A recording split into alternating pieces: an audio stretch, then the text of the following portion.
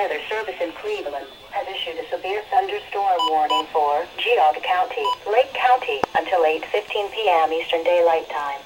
At 7:07 p.m. Eastern Daylight Time, National Weather Service Doppler radar indicated a severe thunderstorm capable of producing damaging winds in excess of 60 miles per hour.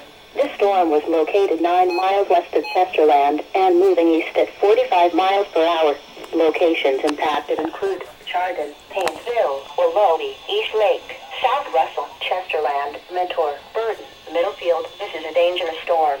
Seek shelter inside now and stay away from windows. Repeating, a severe thunderstorm warning has been issued until 8:15 p.m. Eastern Daylight Time for the following counties in Ohio, Geauga, and Lake.